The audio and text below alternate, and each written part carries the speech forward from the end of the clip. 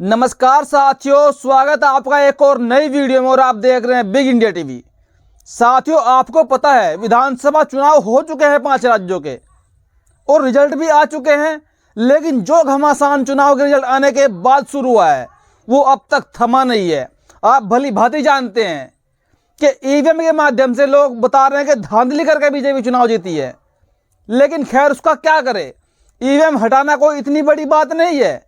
जिस दिन भी सुप्रीम कोर्ट एक्शन लेगा और संसद में विधायक बनेगा उस दिन साथियों ईवीएम हट जाएगी। लेकिन साथियों, आज बात करने वाले हैं 2024 के लोकसभा चुनाव की। जी हां साथियों, लोकसभा चुनाव सर पे हैं और लोग अब इसकी तरफ भाग रहे हैं और देश की तमाम पार्टियां अब कोशिश करेगी कि लोकसभा में अपनी सीटें कैसे निकाली जाए। और साथियों, इन 5 राज्यों में जो रिजल्ट आए हैं उससे कांग्रेस का घमंड पूरी तरह चकनाचूर हो गया है। यानी कि जो राहुल गांधी ओवर कॉन्फिडेंस में आके 5 राज्यों में चुनाव अकेले लड़ा, गठबंधन नहीं करा और उनको करारी हार का सामना करना पड़ा, जबकि देश में इंडिया वाला गठबंधन बन चुका था। 30 दल इकट्ठे हो चुके थे, लेकिन राहुल गांधी ने होशियारी दिखाते हुए और ओवर कॉन्फिडेंस में आकर कि हम तो अकेले ही काफी है, बीजेपी को हरा देंगे। नतीजा क्या हुआ? बीजेपी जीत गई और राहुल गांधी को करारी हार का सामना करना पड़ा और मजबूरी में दोबारा फिर आकर राहुल गांधी को इंडिया वाले गठबंधन के लिए एक मैसेज करना पड़ा, एक कॉल देनी पड़ी कि 6 दिसंबर को इंडिया गठबंधन की मीटिंग है। लेकिन राहुल गांधी को नहीं पता जो इंडिया वाले गठबंधन के दल थे वो नाराज हो चुके थे, वो खपा हो चुके थे राहुल गांधी से। क्योंकि आपने देखा मध्य प्रदेश में राहुल गांधी की तरफ से पहले बात चलाई गई विधानसभा चुनाव से पहले कि हम गठबंधन करेंगे मध्य प्रदेश में। अखिलेश यादव की समाजवादी पार्टी को रात के 1 बजे तक बिठा कर रखा कि हम आपको 5 सीटें देंगे और सुबह होते होते मामला झंड कर दिया, सब कुछ चौपट कर दिया। वहां के अध्यक्ष कमलनाथ ने कि मैं एक भी सीट नहीं देंगे और ऊपर से यह कहा कि कौन है अखिलेश वखिलेश। और साथियों, इस बात से सारी पार्टियां खपा हो गई। नतीजा क्या हुआ? जब 6 दिसंबर को राहुल गांधी ने मैसेज दिया कि हम इंडिया वाला गठबंधन की मीटिंग करने जा रहे हैं, न तो उस मीटिंग में नीतीश कुमार आए, न उसमें अखिलेश यादव आए, न उसमें ममता बनर्जी आई और भी जो मुख्य दल थे कोई नहीं पहुंचा। फिर बाद में लोगों ने बहाने बनाए कि मैं तो बीमार हो गया था, मैं वहां चला गया था। लेकिन साथियों, आपको बताऊं, अब इस इंडिया वाले गठबंधन का मुख्य चेहरा बहन कुमारी मायावती जी बनेगी। ये बात मैं क्यों कह रहा हूं? क्योंकि आप लोग भी जानते हैं कि उत्तर प्रदेश में बहुजनों का वोट बैंक किसके पास है? बहन कुमारी मायावती जी के पास। और अब राहुल गांधी को पूरी तरह लग चुका है कि जब तक हम अपने साथ में SC/ST के वोटों की लीडरशिप को नहीं जोड़ेंगे इंडिया गठबंधन सफल नहीं होगा। और इस इंडिया वाले गठबंधन में उदित राज को भी जोड़ना पड़ेगा, चंद्रशेखर रावण को भी जोड़ना पड़ेगा और मुस्लिमों के लिए ओवैसी को भी जोड़ना पड़ेगा।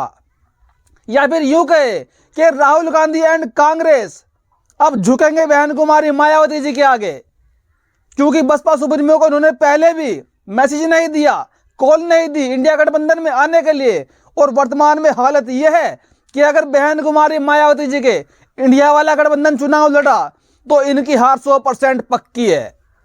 इंडिया गठबंधन कुछ नहीं कर पाएगा, क्योंकि साथियों कांग्रेस ने भी देख लिया मध्य प्रदेश, राजस्थान, तेलंगाना और छत्तीसगढ़ में बीजेपी। और क्योंकि साथियों कांग्रेस ने भी देख लिया देश के लेवल पे मध्य प्रदेश, राजस्थान और छत्तीसगढ़ में बीजेपी और कांग्रेस के बाद तीसरी सबसे बड़ी पार्टी बसपा बनकर उभरी है। और बसपा एक राष्ट्रीय पार्टी है जिसका वोट बैंक देश के तमाम राज्यों में है। बसपा का वोट बैंक बिहार में, राजस्थान में, हरियाणा में, पंजाब में, उत्तर प्रदेश, राजस्थान, मध्य प्रदेश, छत्तीसगढ़, तेलंगाना, उत्तराखंड, ऐसे तमाम राज्य जहां पर बहुजनों का वोट बैंक है और वो सिर्फ बहुजन समाज पार्टी का वोट करता है। और जब इंडिया वाले गठबंधन की बात चलेगी कि बसपा सुप्रीमो भी इंडिया वाले गठबंधन में आ रहे हैं, तो साथियों जो वोट बैंक बसपा से छिटक चुका है, जो वोट बैंक बसपा का है लेकिन वोट वो किसी और को करता है, क्योंकि वहां पर बसपा मजबूत नहीं है, तो साथियों वो वोट बैंक भी इंडिया वाले गठबंधन को मिलेगा। क्योंकि कुछ जगह ऐसी है जहां का SC ST भाजपा को वोट करते हैं, कांग्रेस से भी वो खपा है और उसके पास विकल्प नहीं है किसी और को वोट करने का। लेकिन जब इंडिया वाला गठबंधन होगा, पूरे देश में एक समीकरण बनेगा, एक लहर बनेगी, तो साथियों कम से कम 10% वोट बैंक और एक्स्ट्रा जुड़ जाएगा इंडिया गठबंधन के खाते में। और वहीं पर भाजपा कमजोर होगी, जो NDA है भाजपा का दल, वो कमजोर होगा। और इंडिया वाले गठबंधन को एक काम और करना पड़ेगा, जो बहुजन समाज के दल, छोटे छोटे दल, आपको बताया बीजेपी ने कम से कम 40 दल इकट्ठे किए हुए हैं, उस NDA में से कम 10 दलों को खींचकर लाना होगा और इंडिया वाले गठबंधन में जोड़ना होगा।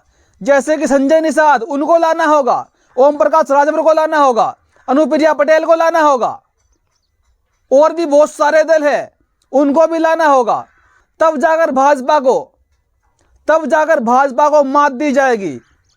और साथियों जो EVM का मुद्दा चला हुआ है देश के अंदर, उससे पूरा बवाल काटा जा रहा है। कांग्रेस तरह तरह के सबूत लेकर आ रही है EVM में धांधली के, कि EVM में यहाँ धांधली की गई है। वोटिंग काउंटिंग के दौरान कम से कम 100 EVM मशीनें 100% फुल चार्ज पाई गई है, कमलनाथ ने खुलासा किया है। और आपको यह भी पता है जब वोटिंग हुई होगी पूरे दिन, तो EVM मशीन की बैटरी कंज्यूम भी हुई होगी, खपत भी हुई होगी और बैटरी डाउन भी हुई होगी। तो फिर भी साथियों EVM वोटिंग मशीन की बैटरी फुल चार्ज कैसे पाई गई? और कहीं कहीं पर आपने देखा स्ट्रांग रूम के ताले तोड़ दिए गए, कहीं पर जो ऑनलाइन कैमरे की स्क्रीनिंग चलती थी उसको बंद कर दिया गया। मध्य प्रदेश में पोस्टर बैलेट को पहले ही खोल दिया गया। और एक सबसे बड़ी बात, EVM में जो धांधली का सबूत है कांग्रेस के माध्यम से लगा है कि जब तक पोस्टर बैलेट की काउंटिंग शुरू रही तो साथियों कांग्रेस की प्रचंड जीत दिखाता रहा मीडिया भी, चाहे वो गोदी मीडिया भी हो।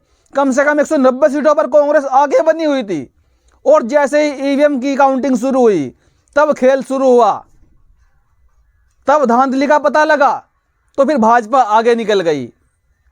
और इस EVM को रोकने के लिए बहुत बड़ा कदम उठाना जरूरी है। लेकिन साथियों देश के तमाम विपक्षी नेता EVM के ऊपर खुलकर बोल रही हैं। अखिलेश यादव ने कह दिया है कि जब अमेरिका, जापान, थाईलैंड जैसे देश EVM पर भरोसा नहीं करते तो हम क्यों करें? जब वो इतने विकसित देश होकर भी बैलेट पेपर से चुनाव करवाते हैं तो हम क्यों नहीं करा सकते? आखिर चुनाव आयोग क्यों नहीं चाहता? जब चुनाव आयोग देश की जनता के लिए बना हुआ है, निष्पक्ष चुनाव करवाने के लिए बना हुआ है, तो लोगों की अपील क्यों नहीं सुनता? जब लोगों को EVM पे शक है तो एक बार चुनाव आयोग इसको हटा के देख ले।